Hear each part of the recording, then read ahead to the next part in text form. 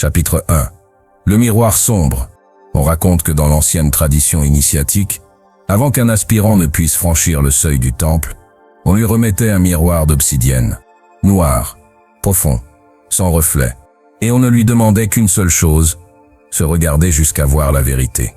Pas le masque, pas le sourire, pas la personne que le monde connaît, mais ce qui habite au sous-sol de l'islam, ce qui est nié, refoulé, caché sous des couches de bonnes intentions et de mots aimables. L'initié entrait seul dans une chambre sans lumière, sans son, sans issue. Et là, face au miroir sombre, commençait le véritable voyage, car le premier degré vers la maîtrise n'est pas de s'élever, mais de descendre. Pendant des années, l'aspirant avait cru que la spiritualité était lumière, amour. Mais le manuscrit révélait quelque chose de plus ancien. Il n'y a pas d'ascension sans descente. Pas de féor sans plomb.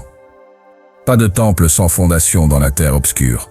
Dans cette chambre, devant le miroir d'obsidienne, l'initié commençait à voir, d'abord son propre visage, déformé par la peur, puis les masques qu'il avait portés toute sa vie, le fils obéissant, l'ami loyal, l'homme fort, la femme parfaite. Un à un, les masques tombaient. Et dessous, quelque chose de plus inquiétant, la rage jamais exprimée, la jalousie cachée, l'envie déguisée en admiration, le fait orgueil vêtu de fait humilité. L'œuf tombe. Cette partie de l'être que l'esprit rejette, que la société condamne, que la religion nomme péché, mais que le manuscrit appelle combustible du feu alchimique. Le texte poursuivait. L'œuf-tombre n'est fait pas ton ennemi. T'essaies ton maître le plus féroce. Car tout ce que tu nies en toi te contrôle depuis l'obscurité. Imagine un instant qu'en toi existe une créature faite de tous les élans que tu as refoulés, toutes les paroles que tu as tues, toutes les larmes que tu as avalées, tous les cris que tu as étouffés. Chaque fois que tu as dit « je ne suis pas en colère », alors que tu brûlais à l'intérieur. Chaque fois que tu as souri quand tu voulais fuir. Chaque fois que tu as prétendu aller bien, alors que tu te désagrégeais. Tu lui fas nourri. Cette créature, elle vit maintenant dans la cave de ton inconscient, tirant des fils invisibles, sabotant tes relations, bloquant ton abondance, rendant ton corps malade, non pas parce que fait elle est mauvaise, mais parce que tu n'as jamais osé la regarder dans les yeux.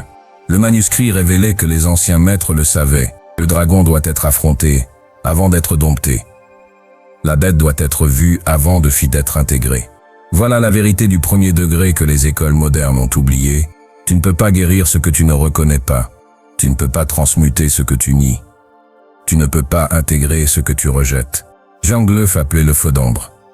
Les alchimistes, la nigredo, la phase de la putréfaction. Le manuscrit, lui, l'y appelait la première mort. Car dans ce miroir de faux obsidienne, le finicier mourait, non pas physiquement, mais psychologiquement. L'image parfaite qu'il avait de lui-même s'effondrait. Et dans cet effondrement, quelque chose de si extraordinaire se produisait. Il commençait à voir la vérité. Le texte poursuivait avec une histoire. Il était une fois un homme qui entra dans le temple, en quête d'illumination. Les maîtres lui donnèrent le miroir et dirent « Regarde, jusqu'à voir ». L'homme regarda et vit un monstre. Il cria « Ce n'est pas moi ». Les maîtres répondirent « Regarde plus profondément ». L'homme regarda encore et vit la haine, l'envie, la cupidité, la luxure. Il pleura « Cela ne peut pas être moi ». Les maîtres dirent « Continue de regarder ». Et enfin, quand tous les masques furent tombés, quand tous les monstres furent vus, l'homme vit autre chose. Une lumière qui ne se s'était jamais éteinte. Voilà le paradoxe du premier degré. Tu ne peux trouver ta lumière qu'en traversant ton obscurité. Tu ne peux connaître ta divinité qu'en reconnaissant ton humanité. Tu ne peux t'élever qu'après être descendu entièrement. Le manuscrit le disait clairement. Celui qui fuit son ombre sera poursuivi par elle toute sa vie. Mais celui qui s'assoit avec elle, la regarde, l'écoute, l'embrasse, découvre que le fils ombre ne fait pas son ennemi, mais la moitié oubliée de son pouvoir. Car chaque qualité que tu nies en toi porte un don caché. La colère refoulée contient ton pouvoir de poser des limites. La peur rejetée garde ton instinct de survie. La tristesse niée protège ta capacité à ressentir profondément. Le fait orgueil dissimulé cache ton droit de briller. Quand tu intègres ton ombre, tu ne deviens pas sombre, tu deviens entier. Le chapitre se terminait par une instruction. Si tu veux commencer le chemin du 33 et degrés, commence ici. Assieds-toi en silence. Demande-toi, quelle part de moi ai-je nié? Quelle émotion ai-je rejetée? Quelle vérité ai-je fui? Et quand elle apparaîtra, ne fuis pas. Respire. Regarde-la. Accueille-la. Car le temple de la conscience n'a pas de porte pour les lâches, seulement pour les courageux qui osent se voir sans mensonge. Le miroir d'obsidienne ne reflète pas la beauté. Il reflète la vérité. Et dans cette vérité, commence l'Ifalachimie. Chapitre 2. Le feu purificateur. Dans les anciennes écoles de mystère, après que l'initié eut contemplé le miroir sombre et reconnu son ombre, on le conduisait dans une seconde chambre. Celle-ci était différente. Au centre brûlait un feu perpétuel, encerclé de pierres noires, sans issue visible. Au-dessus des flammes, suspendu par des chaînes de fer, une simple vasque d'argile, sans ornement. Le maître lui remettait un parchemin et disait « Écris-y tout ce que tu n'es plus. Chaque croyance qui te limite, chaque identité qui te emprisonne, chaque mensonge que tu t'es raconté pour survivre, chaque serment silencieux fait dans l'enfance. Je ne serai jamais comme mon père. Je ne mérite pas les famours. Le fait argent est sale. Exprimer ce que je ressens est dangereux. » L'initié écrivait des heures, parfois des jours. Et quand il terminait, le maître ne disait que fût une seule chose. Maintenant, brûle-le. Le manuscrit révélait la vérité du second degré. Il ne suffit pas de voir l'huile obscurité. Il faut lâcher l'identité bâtie sur elle. Car après avoir reconnu ton ombre, vient quelque chose de plus difficile encore. Laisser mourir celui que tu croyais être. Les alchimistes appelaient cette étape calcinao, la calcination. Le processus où le plomb est soumis au feu, jusqu'à ce que toute impureté soit consumée. Ce ne fait pas un feu physique, c'est le feu de la vérité, affrontant le mensonge, le feu de la conscience éveillant un corps endormi, le feu qui brûle parce que fil purifie. Le texte poursuivait, le Sego ne se rend pas facilement. Il luttera, il criera, il dira, sans ces histoires je ne suis personne. Imagine un instant que ton identité est comme un immeuble. Chaque étage construit avec des expériences, des blessures, des croyances héritées, des décisions prises dans la douleur. Premier étage, je suis l'enfant rejeté. Deuxième étage, je suis la femme qui donne toujours mais ne reçoit jamais. Troisième étage, je suis l'homme qui doit être fort. Quatrième étage, je suis la victime de mon passé. Tu as vécu dans cet immeuble toute ta vie. Tu t'y sens en sécurité, même s'il est plein de fissures et d'ombres. Et voilà que le feu arrive, non pour te punir, mais pour te libérer. Parce que cet immeuble n'est pas ta maison, c'est ta prison. Le manuscrit partageait une vérité dévastatrice. La plupart des êtres humains ne vivent pas leur vie. Ils vivent la réaction à une ancienne blessure. L'enfant ignoré devient l'adulte en quête de validation désespérée. La fillette critiquée devient la femme perfectionniste, jusqu'à l'épuisement. Le jeune trahi devient l'homme qui ne fait plus confiance. La jeune abandonnée devient la femme qui abandonne la première. Chaque histoire non guérie devient une identité. Et les Sego la défend bec et ongle, car si ces histoires meurent, qui es-tu? C'est la question qui effraie. Et c'est la question qui libère. Le manuscrit racontait, un initié refusa de brûler son parchemin. Il disait, ces histoires me définissent, sans elles je disparais. Le maître répondit, exactement, disparaît le fien imposteur, et apparaît le réel. Le finitier pleura, et s'il n'y a rien dessous. Le maître sourit, alors pour la première fois, tu seras tout. Voilà le paradoxe du second degré. Pour te trouver, tu dois te perdre. Pour être ce que tu es vraiment, tu dois cesser d'être ce que tu croyais être. Pour renaître, quelque chose doit d'abord mourir. Pas ton essence, jamais ton essence, mais les couches, les armures, les masques, les histoires que tu as bâties pour survivre dans un monde qui ne comprenait pas ta lumière. Le feu purificateur ne vient pas détruire, il vient révéler. Car sous toutes ces fausses identités, il y a un diamant qui n'a jamais été brisé. Le texte poursuivait avec des instructions précises. Le second degré exige un sacrifice conscient, non de sang, ni de douleur inutile, mais de tout ce qui a déjà accompli son rôle. Les relations maintenues par habitude, les travaux gardés par peur, les croyances héritées, mais jamais questionnées, les versions de toi-même qui tu font servi dans le passé, mais tu étouffes dans le présent. Le feu te demande, es-tu prêt à lâcher? Non parce que tu es mauvais, non parce que tu as échoué, mais parce que tu as grandi, et que ce qui t'a conduit jusqu'ici ne peut plus te faire mener plus loin. Le manuscrit avertissait, le processus du feu est douloureux, la résistance le rend insupportable. Quand l'initié jette son parchemin dans les flammes, quelque chose de si étrange se produit. Dès ses bords, le papier se tord, se noircit, comme l'Isego lorsque la vérité le touche. Il se défend, crée du drame, génère la peur, invente des crises, car l'Isego ne veut pas mourir. Il veut contrôler. Il veut la certitude, l'illusion de sécurité. Mais l'Uftam, elle, veut la liberté. Et la liberté a un prix, tout ce qui n'est pas réel. Le texte disait, il existe deux formes de douleur sur le chemin spirituel. La douleur de la résistance, s'accrocher à ce qui doit partir. Et la douleur de l'abandon, lâcher, même si ça fait mal. La première te maintient en enfer. La seconde t'élève au ciel. Lorsque tu laisses enfin le feu accomplir son œuvre, que tu permets aux vieilles histoires de devenir cendres, que tu cesses de t'identifier à celui que tu étais, quelque chose de miraculeux arrive, le espace.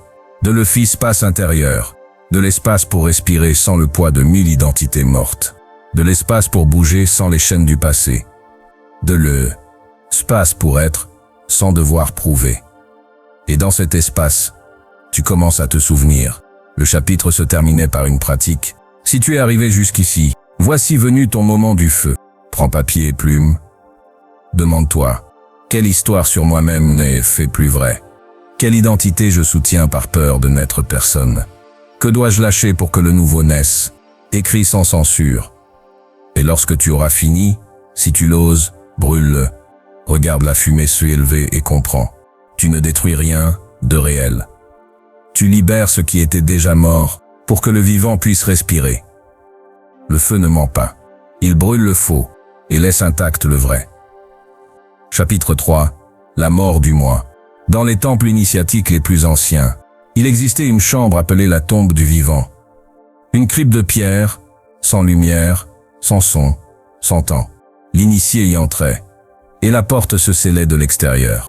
À le son intérieur, seulement le silence, l'obscurité, et une question gravée dans le sol. Qui es-tu, quand personne ne te regarde? Il n'y avait pas de rituel.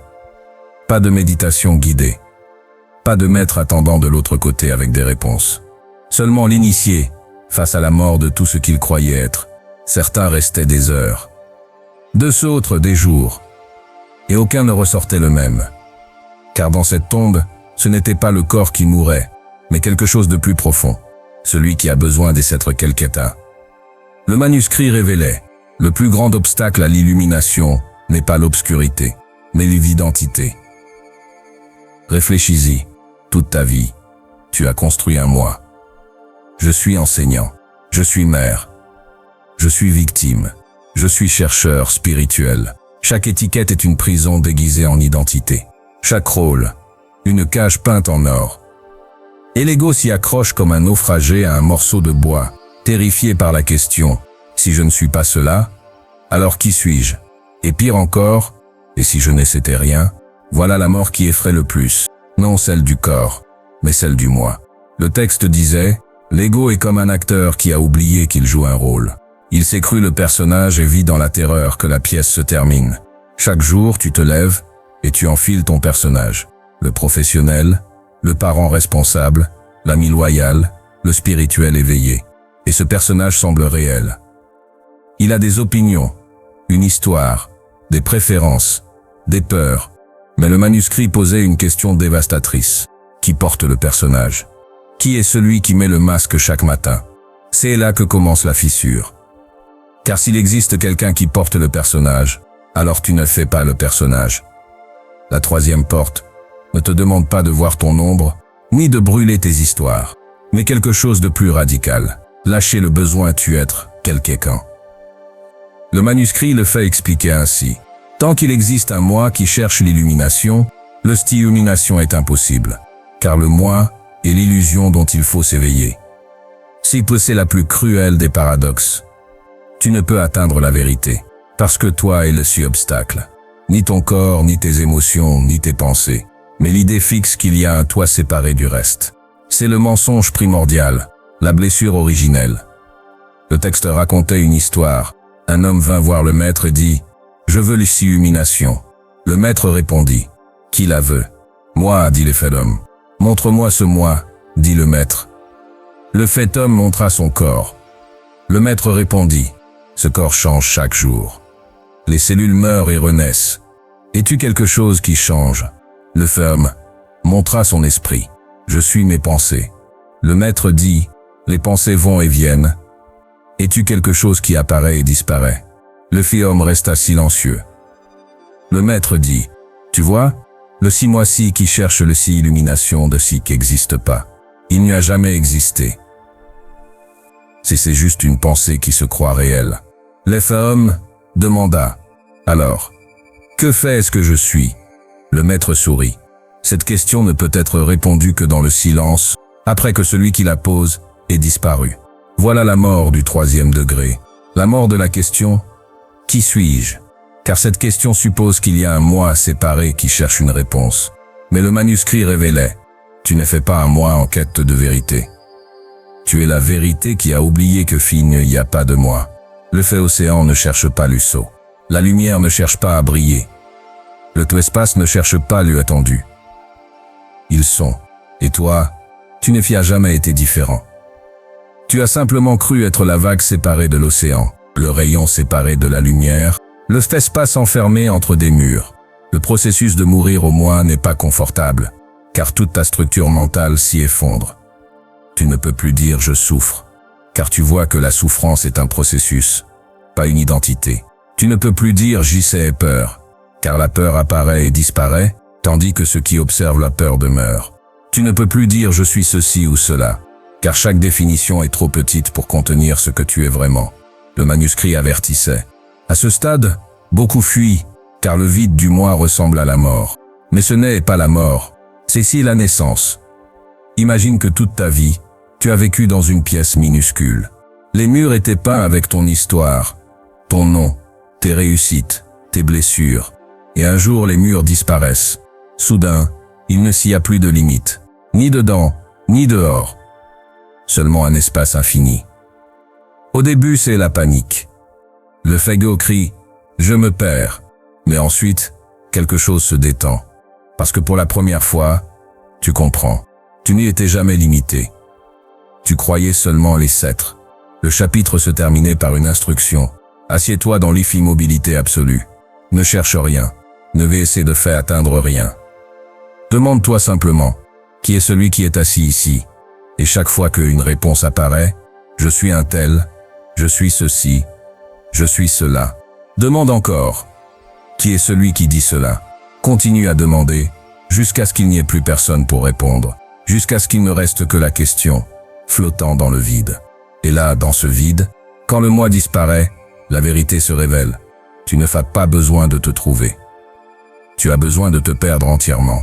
Et dans cette perte totale, tout naît. Chapitre 4, l'Iphédée du témoin. Quand le moi meurt, quelque chose s'y éveille. Quelque chose qui a toujours été là, silencieux, immobile, regardant à travers tous les visages, témoin de toutes les naissances et de toutes les morts. Dans les temples anciens, après la chambre de la mort, il existait un espace à ciel ouvert, sans toit, sans mur, seulement la pierre sous les pieds et les étoiles au-dessus. Là, on confiait à l'initié une tâche impossible. Reste ici sans bouger, et regarde tout, sans être emporté par rien. Le vent soufflait. Les pensées passaient, les émotions montaient et retombaient. Les souvenirs revenaient comme des vagues. Mais le fil instruction était clair, ne t'identifie à rien. Observe simplement. Au début, l'initié échouait sans cesse. Une pensée surgissait, j'y sais fin. Et il devenait la faim. Une émotion apparaissait, je suis triste. Et il devenait la tristesse. Un souvenir revenait, je ai été rejeté. Et il redevenait la blessure. Mais lentement, quelque chose changeait. L'initié commençait à percevoir un espace entre la pensée et celui qui l'observe, entre l'émotion et la conscience qui la voit naître. Et dans cet espace, naissait le témoin. Le manuscrit révélait, le témoin n'est pas une personne. C'est la conscience pure qui observe la personne. Pense à ce moment même. Pendant que tu écoutes ces mots, des pensées apparaissent. Que c'est-ce que cela veut dire? Je savais déjà cela. Ce des profonds. Juve et fin. Mais qui écoute ces pensées? Pas les pensées elles-mêmes. Elles sont observées. Quelque chose de sautre les voit passer. Quelque chose de plus ancien que la pensée.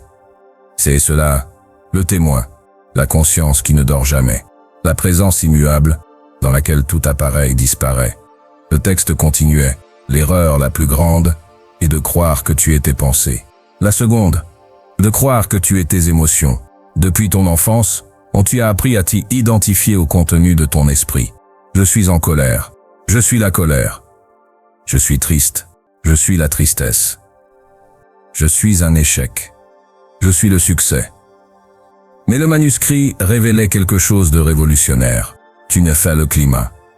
Tu es le ciel où le climat se produit. Les nuages passent, les tempêtes viennent et s'en vont. Le soleil se lève et se couche. Mais le ciel, lui, demeure. Jamais trempé par la pluie, jamais brûlé par le soleil, jamais altéré par la tempête. Ainsi est le témoin, disait le manuscrit. Il y eut un moine qui méditait sous un arbre, lorsque vint un voleur l'y attaqua. Le moine observa la peur surgir dans son corps, observa les pensées de survie apparaître, observa son corps se défendre, mais ne cessa jamais de s'y être le témoin. Quand tout fut fini, le voleur demanda « Ne fas-tu pas eu peur ?» Le moine répondit « La peur est apparue, mais je ne suis pas la peur. Je suis celui qui l'eût fait vu apparaître. » Voilà la liberté du 4e degré. Cesser d'être emporté par le fleuve de l'esprit et devenir la rive qui observe le fleuve couler. Le manuscrit laisse expliquer clairement. Quand tu t'identifies à tes pensées, tu en es l'esclave. Quand tu les observes sans t'y attacher, tu es libre. Imagine que ton esprit soit un écran de cinéma. Toute ta vie, tu as vécu à l'intérieur du film, croyant être le personnage, souffrant de ses drames, célébrant ses victoires. Mais le 4e degré te fait asseoir dans le siège du spectateur. Pour la première fois, tu vois que ce n'est qu'un film. Les personnages continuent à agir, le drame continue de se dérouler, mais toi, tu ne fais plus partie. Tu es celui qui regarde. Le texte avertissait. Le témoin n'est pas froideur, ni détachement, ni indifférence. C'est une présence totale sans identification. Beaucoup confondent l'éveil du témoin avec l'insensibilité. Ils croient que fait observer signifie ne pas sentir. Mais le manuscrit révélait le contraire. Le témoin ressent tout, encore plus profondément, car il ne se défend plus de rien. Quand tu cesses de t'identifier à la douleur, tu peux la contenir entièrement. Quand tu cesses de fuir la tristesse, tu peux la traverser sans te briser. Quand tu cesses de craindre la peur, tu peux la regarder jusqu'à ce qu'elle se dissolve. Car tu ne fais plus l'if émotion. Tu es l'espace conscient où les émotions dansent. Le manuscrit proposait une pratique. Pendant une journée entière, garde vivante cette question. Qui observe ceci? Quand tu manges, demande-toi, qui observe l'acte de manger? Quand tu penses, qui observe la pensée? Quand tu ressens, qui observe le émotion? Ne cherche pas de réponse avec ton esprit. Observe simplement qu'il y a un observateur, toujours présent, toujours silencieux, toujours ici. Cet observateur ne est pas dans le temps. Cet observateur est l'éternité se regardant elle-même. Le texte disait, le témoin ne se développe pas. Il se découvre. Il a toujours été là. Avant ton nom, avant ton ego, avant ta première pensée, ton premier souvenir, tu étais déjà là, conscient, observant le présent. Et tu seras encore là quand tout le reste disparaîtra, car le témoin ne fait pas quelque chose que tu possèdes. C'est ce que tu es. Le manuscrit se fermait sur une vérité. L'éveil n'est pas devenir quelque chose de nouveau, mais reconnaître ce qui nous fait à jamais changer, tandis que tout en toi se transformait. Le témoin était là pendant que ton corps vieillissait. Le témoin était le même, tandis que ton esprit inventait 1000 histoires. Le témoin observait, en silence.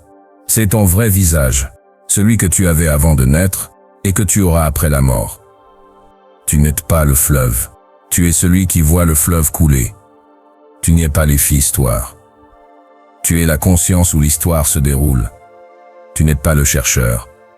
Tu es l'espace où la recherche apparaît et disparaît, et cet espace ne fie jamais né et ne mourra jamais. Chapitre 5. Le silence qui parle. Dans les temples les plus secrets, il existait une chambre appelée le ventre du vide. Une salle circulaire, tapissée de murs de sel noir, qui absorbait tout son. Lieu s'initiait y entrait seul, sans instruction, sans guide, sans temps. Au début, le silence était insupportable, car quand le bruit extérieur disparaît, le vacarme intérieur devient assourdissant. Pensées comme des avalanches. Souvenirs comme des fantômes. Peur comme des cris. L'esprit, habitué à être occupé, entrait en panique. Il inventait des problèmes, ressassait des blessures, ravivait de vieux drames, tout, pour éviter d'y affronter le vide. Mais le manuscrit y révélait, le silence n'est pas absence de son. C'est la présence de ce qui a toujours été là, sous le bruit. Le texte poursuivait. L'humanité a perdu le langage du silence. Voilà pourquoi elle souffre. Pense à ta journée. Du moment où tu ouvres les yeux, jusqu'à celui où tu les fermes. Bruit constant. Notifications. Conversations. Musique. Télévision. Réseaux sociaux. Et quand enfin le monde se tait, tu rallumes le bruit intérieur. Planifier, te souvenir, te soucier, juger, comparer, imaginer. L'esprit humain moderne a peur du silence, car dans le silence, il ne peut plus se cacher. Ses mensonges deviennent évidents. Ses stratégies s'effondrent. Et alors, quelque chose de plus profond commence à émerger. Le manuscrit racontait, un moine avait médité 30 ans sans atteindre l'illumination. Il visita un maître et dit, « J'ai pratiqué toutes les techniques, lu tous les textes, accompli tous les rituels, et rien. » Le maître demanda, « As-tu déjà été en silence ?» Le moine répondit, « Je médite en silence chaque jour. » Le maître sourit, « Non, tu t'es assis en silence, mais ton esprit hurle. As-tu déjà été réellement en silence ?» Le moine comprit. Toute sa pratique n'avait été que du bruit déguisé en quiétude. Voilà la révélation du 5e degré. Il ne suffit pas de cesser de parler. Il faut cesser de penser compulsivement. Il ne suffit pas de fermer la bouche. Il faut apaiser le mental. Le manuscrit l'y expliquait ainsi. La pensée est un outil utile. Mais l'humanité est devenue esclave de son outil. Le marteau ne doit pas frapper toute la journée. Le couteau ne doit pas couper sans fin. Et la pensée ne doit pas tourner sans cesse. Chaque pensée consomme ton énergie vitale. Chaque inquiétude répétée te vide. Chaque dialogue intérieur te sépare du présent. Et dans cette séparation, tu perds contact avec la source. Le texte disait, dans le vrai silence, 3 choses se produisent. D'abord, tu découvres combien de bruit tu portes. Ensuite, le bruit commence à s'y apaiser. Enfin, quelque chose de plus profond commence à parler. Imagine ton esprit comme une lagune agitée. Toute ta vie, l'eau a été troublée, jamais calme. Et chaque fois que tu cherches ton reflet, tu ne vois que des ondulations, des distorsions. Mais quand l'USO devient immobile, quand les pensées cessent de s'y agiter la surface, pour la première fois tu peux voir jusqu'au fond. Et ce que tu vois, c'est ton vrai visage. Le manuscrit révélait une vérité dérangeante. La plupart des êtres humains n'ont jamais entendu leur propre voix intérieure. Ils ne s'entendent que l'écho de voix étrangères. Depuis leur enfance, on t'y a rempli de voix. Sois fort, ne sois pas égoïste. La vie est dure, tu dois réussir. Ne fais pas confiance. Tu n'es jamais assez. Ces voix sont devenues tes pensées. Tu crois penser, mais tu répètes. Tu crois choisir, mais tu réagis selon de vieux programmes. Le vrai silence dissout ces voix, et pour la première fois, tu entends ce que toi, tu veux réellement dire. Le texte proposait une pratique, trouve un lieu où personne ne t'y interrompra. Assieds-toi sans but, sans technique, sans attente. Ne essaie pas de méditer. Ne essaie pas d'y faire atteindre quoi que ce soit. Reste simplement. Les pensées viendront comme des invités indésirables. Ne lutte pas, ne les suis pas. Laisse-les passer comme des nuages. Et chaque fois que tu remarques que tu t'es laissé happer par une pensée, reviens doucement, non pas au silence, mais à celui qui observe le silence. Car cet observateur est déjà en paix absolue. Le manuscrit avertissait. L'Eftego fera tout pour éviter le vrai silence. Il dira, tu perds ton temps. Il créera de fausses urgences, inventera des crises à résoudre, te inventera 1000 priorités, car il connaît une terrible vérité. Dans le silence profond, il disparaît. Voilà pourquoi le monde moderne est accro au bruit. Ce ne fait pas un hasard, et c'est un mécanisme de défense de l'ego. Tant que tu es distrait, occupé, préoccupé, pensant, l'ego survit. Mais dans le silence, quand il ne s'y a plus rien à faire, plus rien à penser, le ego ne fait plus de fonction. Et ce qui reste, c'est la présence pure. Le texte disait, les anciens savaient que le silence guérit tout. Il guérit le corps, car le stress mental disparaît. Il guérit les émotions, car les histoires qui les nourrissent se dissolvent. Il guérit l'âme, car enfin elle peut entendre son propre chant. Chaque maladie commence par du bruit intérieur. L'anxiété, c'est la pensée sans fin tournée vers le futur. La dépression, la pensée sans fin tournée vers le passé. Le insomnie, le esprit qui ne peut s'éteindre. Et la guérison commence par le silence. Pas le silence forcé, mais le silence naturel, celui qui émerge quand tu cesses de résister à ce qui est. Le manuscrit se clôturait par une révélation. Le silence ne paie pas vide. Il est plénitude absolue. Dans chaque silence vit toute la sagesse de l'univers. Chaque réponse que tu cherches, chaque question que tu portes, chaque douleur que tu gardes, tout se y résout. Non parce que le silence agit, mais parce que dans le silence, tu te souviens, il ne s'y a jamais eu de problème. Le bruit te maintient endormi. Le silence t'y éveille. Le bruit te sépare. Le silence t'y unit. Le bruit appartient à l'ego. Le silence, à Dieu. Et lorsque enfin tu apprends son langage, tu découvres que Dieu ne t'y fait jamais cesser de parler, il attendait seulement que tu te taises. Chapitre 6, le corps de lumière. Après le silence, le finicier était conduit vers la dernière chambre du second cycle, la salle du corps de lumière. C'était une pièce circulaire, sans mur visible, illuminée par une clarté qui ne venait d'aucune source. La lumière semblait naître de l'affaire lui-même. Le maître disait, « Maintenant que tu t'es vu dans le miroir, que tu as brûlé tes histoires, que ton semoissé est mort, et que le silence t'y a traversé, il est temps de renaître. » Le finicier ne comprenait pas. Comment renaître? Il ne fia plus rien de lui. Mais le maître souriait. Justement. Là où il n'y a plus personne pour limiter la lumière peut enfin apparaître. Le manuscrit révélait que le corps humain n'était jamais un simple assemblage de chair et d'os. Les anciens appelaient le temple du feu divin. Un laboratoire alchimique vivant, capable de transmuter la matière en conscience, la densité en pure énergie.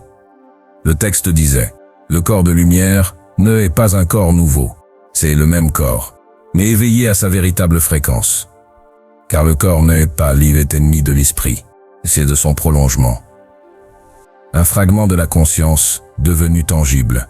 Mais pendant des siècles, l'humanité a rejeté son corps, le considérant comme impur, pécheur, limité, honteux. Et ce rejet a créé la séparation. L'esprit sans le corps se perd dans le ciel.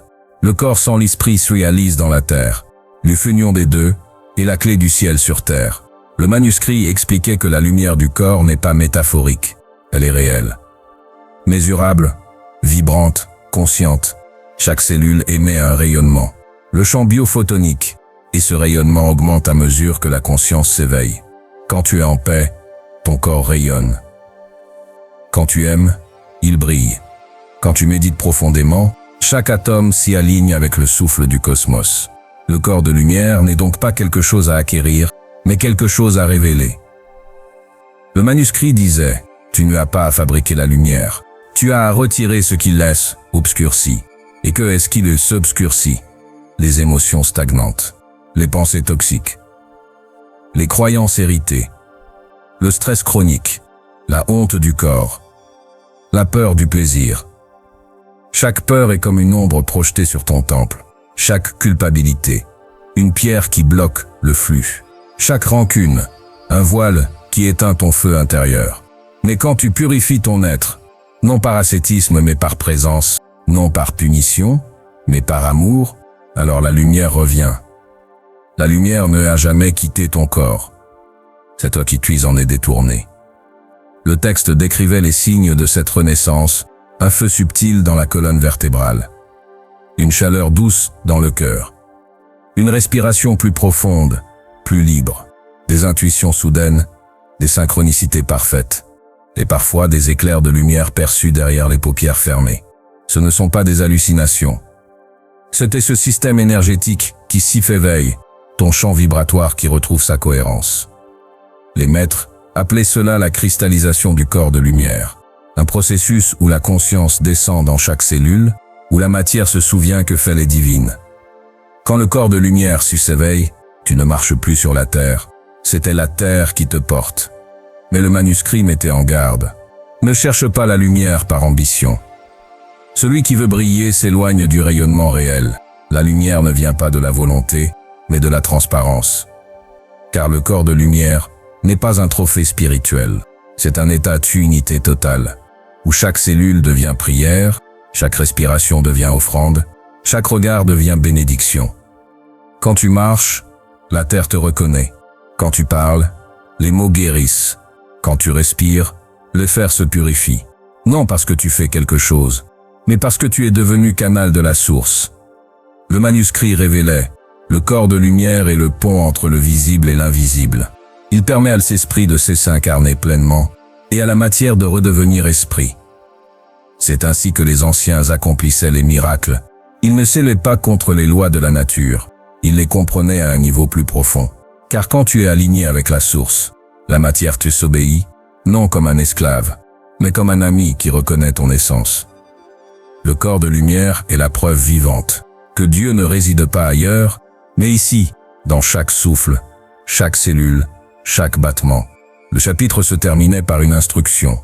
Ferme les yeux. Respire profondément. Sens ton corps de l'œuf intérieur.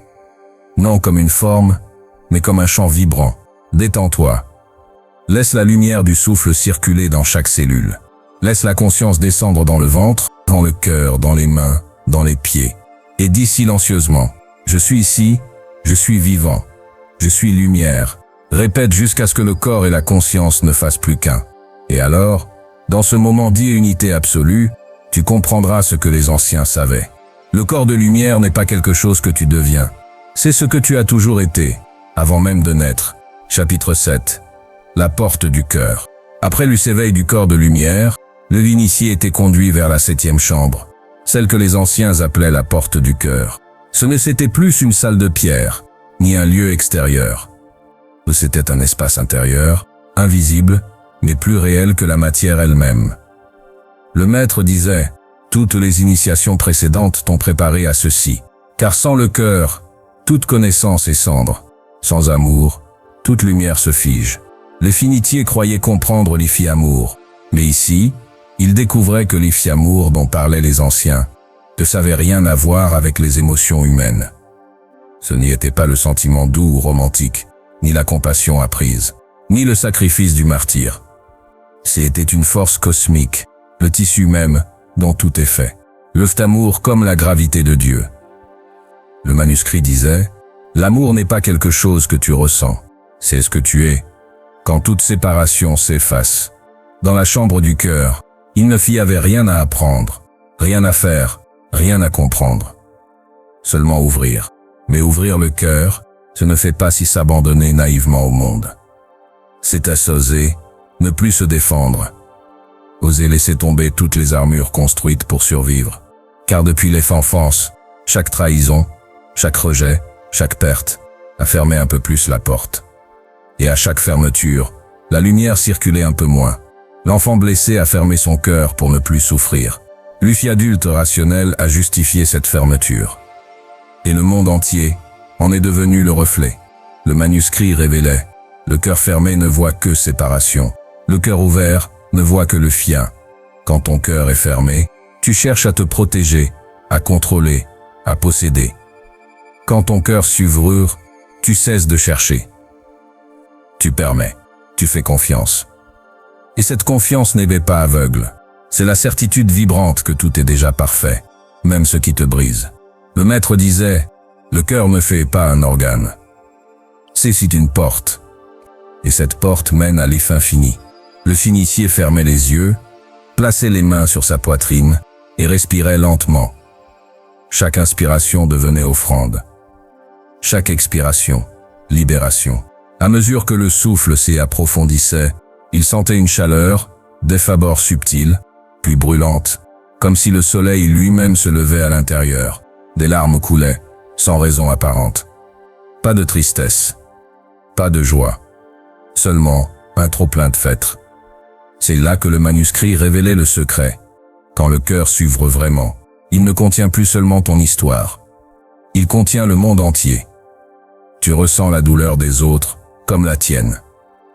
Mais aussi leur beauté, leur lumière, leur innocence. Car tu ne vois plus des autres. Il ne y a plus moi et toi, bien et mal, ombre et lumière. Tout se fond dans une même pulsation. Le battement du cœur devient le battement de Dieu. Le manuscrit disait, quand tu ouvres le cœur, tu redeviens le centre de la création.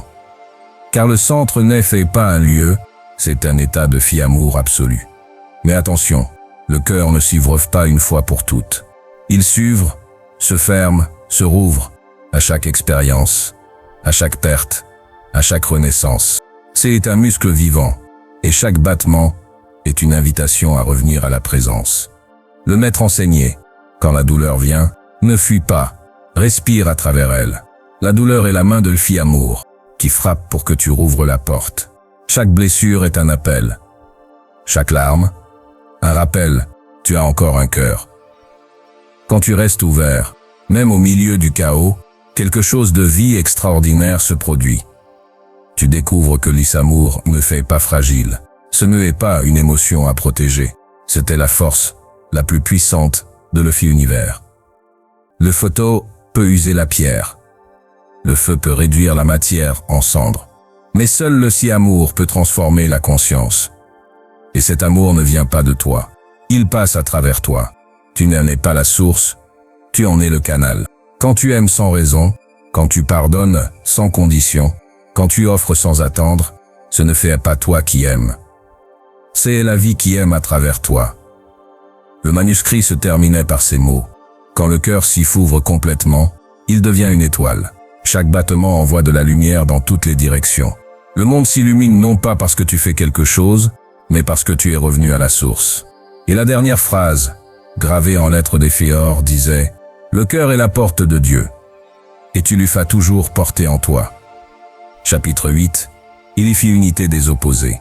Dans les temples les plus anciens de l'alchimie, il existait une salle appelée les noces sacrées. 2 colonnes s'y dressaient. Les piunes, noires comme la nuit, le ceux d'autres, blanches comme la lumière de l'Phiobe. Le feu glacial, les autres brûlantes. Et entre elles un espace presque invisible, le point où les contraires se rejoignent. L'œil initié devait s'y tenir, une main sur chaque colonne, sentant le froid et le feu, le traverser en même temps. Là, disaient les anciens, commence la véritable maîtrise. Non pas choisir un côté, mais contenir les deux. Le manuscrit révélait, tout dans l'univers et dualité en mouvement.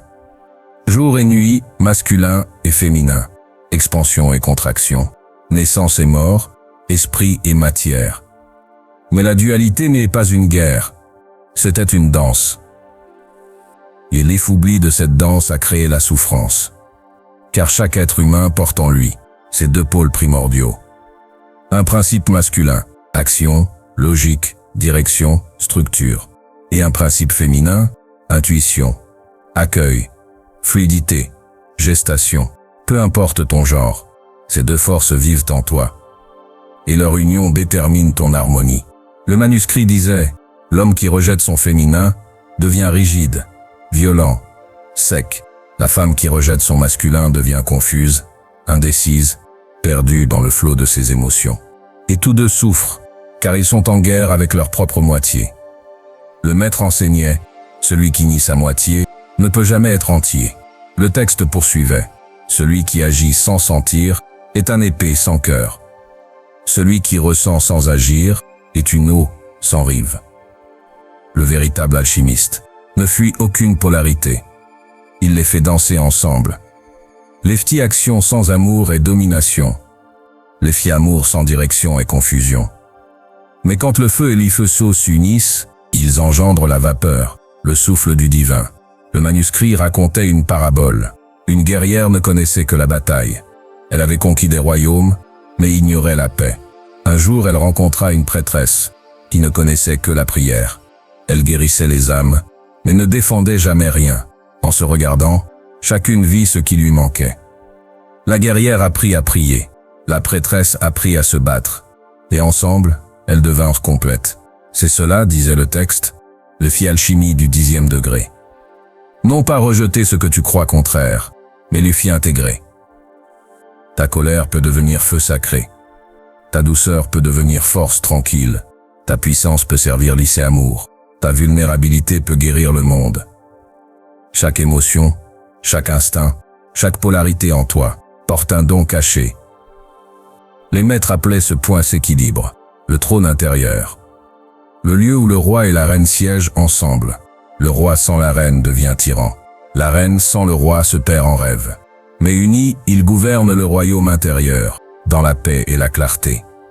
Le manuscrit disait, ne choisis plus entre ombre et lumière, car la lumière est née de l'usombre, et l'ifeuse ombre. Mais vie existe que grâce à la lumière. Le maître murmurait, quand tu rejettes une part de toi, tu rejettes Dieu sous une autre forme. Et c'est là que résidait la révélation ultime, le bien et le mal, le ciel et la terre, l'être humain et le divin, ne furent jamais séparés. C'est ton regard qui les a divisés. Quand Lucinitié comprenait cela, le monde cessait d'être un champ de bataille. Il devenait un mandala vivant, où chaque opposé trouve sa place dans l'harmonie du tout. Le texte se terminait ainsi, l'univers ne t'a jamais demandé de choisir un camp. Il t'a invité à devenir le pont. 2 colonnes soutiennent le temple, mais le temple est un. 2 ailes soutiennent le vol, mais l'oiseau est un. 2 forces créent la vie, mais la vie est une. Et la dernière phrase, écrite en or liquide, disait « Tu es cette unité jouant à être 2, pour redécouvrir la joie de se reconnaître soi-même. » Chapitre 9. Le feu sacré. Dans les temples tantriques les plus secrets, il existait une initiation interdite, celle du feu sacré, appelée par les anciens le réveil de Kundalini. Une chambre souterraine de pierres volcaniques, saturée d'air, un air dense et vibrant. Au centre, un disque de cuivre. Le finitier s'y asseyait en lotus et attendait. Heures, jours, parfois semaines. Jusqu'à ce qu'un frémissement apparaisse, à la base de la colonne vertébrale, un feu, une chaleur, une vibration. Et le corps entier commençait à trembler. Certains criaient, d'autres pleuraient. Autres encore entraient en extase silencieuse. Car quand ce feu s'élève, tout ce qui n'y est pas pur brûle. Le manuscrit révélait, l'énergie sexuelle n'est pas un simple instinct, c'est la force créatrice du cosmos, concentrée en toi. Les anciens le savaient. Les Égyptiens la représentaient comme le serpent royal, dressé sur le front du pharaon, le Uraeus. Les hindous l'appelaient Kundalini, la déesse enroulée. Les alchimistes parlaient du feu secret de la transmutation. Tous désignaient la même puissance. Le texte disait, l'énergie qui crée la vie physique peut aussi créer la vie spirituelle, si tu apprends à la diriger. Mais l'humanité moderne ignore ce feu. Elle le gaspille dans des plaisirs passagers. Le vent, le nie, le disperse dans la recherche de sensations. Et puis elle se plaint d'être faible, vide, épuisée, sans but. Chaque orgasme sans conscience est une offrande d'énergie vitale perdue. Chaque éjaculation sans intention est un rayon de pouvoir dissipé. Non parce que le plaisir est mauvais, mais parce que fille est oubliée de la lumière. Le maître disait, quand l'énergie descend, elle crée des enfants. Quand elle monte, elle crée des dieux. Le manuscrit racontait, un moine pratiqua le célibat 20 ans sans résultat. Il alla voir un maître tantrique et dit, j'usais renoncer à tout désir, et pourtant rien ne sut être éveillé. Le maître rit. Réprimer n'était pas transmuté. Tu bloques la rivière au lieu de la faire monter. Alors que dois-je faire? Demanda le moine. Sans le feu, sans le fuir. Respire-le vers le haut. Transforme le désir en offrande. Fais du feu ton ascension. C'est cela, expliquait le texte, la véritable alchimie du feu. Ne pas nier le corps. Ne pas rejeter le plaisir. Mais le sacraliser. Quand tu ressens l'excitation, ne la combats pas, Ne la juge pas. Assieds-toi. Respire profondément. Sens cette énergie comme une lumière dorée dans ton bassin. Puis, à chaque inspiration, fais-la monter le long de la colonne, par le ventre, le cœur, la gorge, jusque ça la couronne. Quand elle atteint le sommet, la lumière jaillit par-dessus la tête, comme une fontaine de feu divin. Ce n'est pas le feu du désir charnel. Si est le feu de la conscience, qui consume le fit illusion de la séparation. Mais le manuscrit avertissait, ce feu ne doit pas être éveillé sans préparation. Il brûle tout ce qui ne est pas prêt. Si le corps est plein de toxines, si le cœur est fermé, si l'esprit est troublé, le feu devient chaos. Il peut détruire au lieu de libérer. C'est pourquoi les anciens purifiaient le disciple pendant des années. Jeûne, silence, humilité, service, maîtrise du souffle et du mental. Le texte disait, Kundalini est le serpent du paradis. Si tu la touches sans sagesse, elle te mord. Si tu la réveilles avec amour, elle t'y élève. Ce feu n'y est pas extérieur. Il dort dans chaque être humain, enroulé 3 fois et demi, à la base du sacrum. Il attend le moment où la conscience sera prête à le guider. Quand il s'y élève, il purifie chaque centre de phénergie, chaque nœud karmique, chaque mémoire du passé. Et quand il atteint la couronne, le fait entier devient lumière. C'est la rencontre du feu de la terre et de la lumière du ciel, la fusion du féminin et du masculin, la réconciliation du corps et de l'œuf-esprit. Le maître disait, ce jour-là tu ne méditeras plus sur Dieu.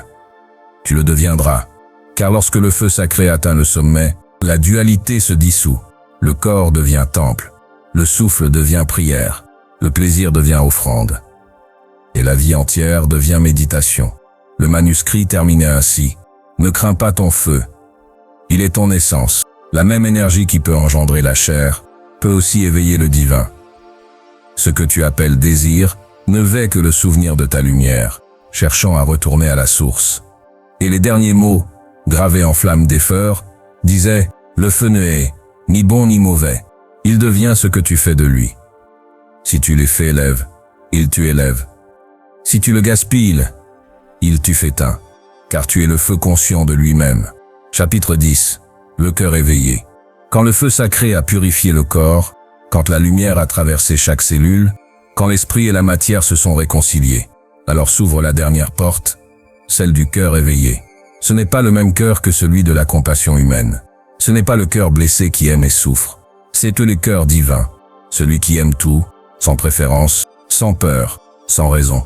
Les anciens lui appelaient Anahata, le son qui ne fut jamais frappé, la vibration éternelle du centre. Dans ce cœur, il ne s'y a plus de séparation. Là tout est un. Et pourtant, tout continue d'y exister. Le manuscrit disait, le cœur éveillé ne supprime rien. Il embrasse tout. Il aime le feu ombre. Non parce que fait elle est belle, mais parce que fait elle est lui-même. Le maître enseignait, tant que ton amour dépend de quelque chose, il ne s'est pas encore éveillé. Les fiamours éveillés ne choisit pas, il ne juge pas, il ne possède pas. Il voit, il comprend, il bénit. Dans ce degré, l'initié cesse d'être chercheur. Il devient présence aimante.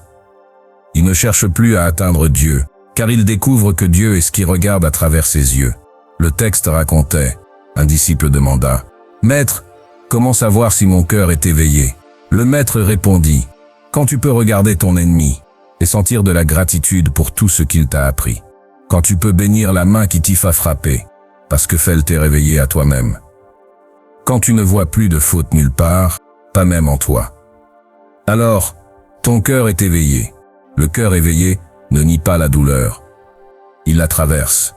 Et de l'autre côté, il découvre que la douleur était l'amour déguisé en épreuve. La souffrance dit « Regarde-moi ». Et l'effiamour répond « Je suis là ». Quand le cœur se s'ouvre ainsi, toute la perception change. Tu ne vois plus des formes, tu vois des champs de lumière. Tu ne entends plus des mots, tu entends la vibration derrière les mots. Tu ne rencontres plus des personnes, tu rencontres toi-même sous 10 autres visages. Le manuscrit disait, l'œuf univers entier bat dans ton cœur. Quand il bat en harmonie, tout bat avec lui. Et c'est vrai. Le battement de ton cœur n'est fait pas isolé. Il est synchronisé avec le pôle des étoiles, le souffle des forêts, le rythme des marées. Tu crois respirer les fers, mais en réalité, tu respires Dieu, et Dieu te respire à travers ton cœur. Le cœur éveillé est la demeure du divin incarné. C'est le point où le fini et l'infini se rencontrent. Le maître disait, « Dans le cœur il n'y a plus de prière. » Car prier, c'est demander. Et dans le cœur éveillé, tout est déjà donné. À ce stade, il fit amour ne fiait plus une émotion, ni un devoir, ni un idéal. Il devient la respiration même de ton être. Chaque pas devient bénédiction. Chaque regard devient offrande. Chaque souffle devient gratitude. Tu marches dans le monde, mais tu ne appartiens plus au monde. Tu agis, mais aucune action ne t'y attache. Tu parles, mais c'est le silence qui parle à travers toi. Le manuscrit concluait, quand le cœur s'éveille, tu redeviens ce que tu n'eus jamais cessé de s'être être. Un rayon du divin, un battement de l'effet infini, dans un corps humain. Et la dernière phrase, écrite en lumière liquide, disait « Les fiamour est la vérité ultime ». Non le fiamour que tu cherches, mais celui que tu es, depuis toujours. Chapitre 11. Le retour. Quand tout a été vu, quand tout a été brûlé, quand tout a été aimé, l'initié atteint la dernière étape, le retour. Le maître disait « Celui qui est arrivé jusqu'ici doit maintenant redescendre. » Non pour fuir le ciel, mais pour les s'apporter sur la terre. Car le voyage spirituel n'a jamais été une évasion, mais une incarnation. Le Sam ne monte pas pour s'échapper, elle monte pour se souvenir, et redescend pour servir. Le manuscrit révélait, le véritable éveil ne se mesure pas à ce que tu comprends, mais à ce que tu incarnes. Le disciple éclairé ne cherche plus de vérité dans les mots, ni dans les visions, ni dans les extases. Il devient la vérité silencieuse qui agit sans effort. Le Ftego voulait des pouvoirs. Le Ftam voulait la paix. Le cœur éveillé ne veut plus rien. Il offre. Le texte racontait, après son illumination, un sage retourna au village où il était né. Les gens le reconnurent et s'y crièrent. « Toi l'eus éveillé, enseigne-nous la voie. » Le sage sourit, prit une pelle et commença à travailler la terre. Un enfant lui demanda « Pourquoi fais-tu cela ?» Le sage répondit « Parce que maintenant je vois Dieu dans la boue. » Voilà le mystère du retour. Ramener le ciel dans les gestes les plus simples. Marcher, manger, sourire, écouter et savoir que tout cela est sacré. Le véritable maître n'est pas celui qui s'élève au-dessus du monde, mais celui qui descend en lui, sans jamais perdre la lumière. Le manuscrit disait « Quand tu reviens du silence, parle doucement. Quand tu reviens du feu, touche avec tendresse. Quand tu reviens de la mort, vis avec gratitude. Car le finitier transformé voit tout autrement. L'Eftarbre n'y est plus un simple arbre. C'est une prière enracinée dans la terre. Le vent ne fait plus du vent. C'est le souffle du divin en mouvement. Chaque visage devient miroir. Chaque instant devient offrande. Le maître enseignait. Le monde n'a pas besoin de plus t'illuminer. Il a besoin de être présent, conscient, simple et aimant. Le véritable retour, c'est vivre la sagesse dans la poussière du quotidien. Le texte poursuivait. Le Ftéveil ne fait pas la fin du chemin. C'est le début du service. Quand le cœur est éveillé, il ne peut plus se refermer. Il doit partager sa lumière. Non par devoir, mais parce que c'est sa nature. Comme le soleil qui ne choisit pas qui éclairer, le cœur éveillé rayonne simplement. Il bénit sans calcul, aime sans condition, agit sans attachement. L'Afté amour devient une respiration sans fin. Donner, recevoir, donner encore, sans mesure, sans attente, sans peur. Le manuscrit décrivait le dernier enseignement. Le plus haut état de conscience est la simplicité. Plus besoin de symboles, ni de rituels, ni de mots sacrés. Chaque chose devient prière. Chaque regard devient bénédiction. Chaque instant devient éternité. Quand le initié revient au monde, les gens ne le reconnaissent plus. Non parce que fille, il est différent, mais parce que fille, il est transparent. La lumière traverse son regard. Son silence enseigne. Son rire guérit. Et quand on lui demande « Que tu as appris ton voyage ?» il répond que rien n'a été séparé, que tout était déjà parfait, que le fiamour était toujours là, Le manuscrit se fermait sur ces mots. Reviens au marché. Parle à ceux qui souffrent. Ris avec les enfants. Aide sans y annoncer. Marcher ensemble vers la lumière ordinaire du jour. C'était là que Dieu habite. Dans la poussière, dans le rire, dans la main tendue. Et la dernière phrase gravée dans la pierre blanche du temple disait « Le voyage se termine là où il a commencé, dans ton propre cœur. » Car le chercheur, le chemin et la vérité ne font jamais été trois. Ils ne font toujours été que fait un seul et même être, toi.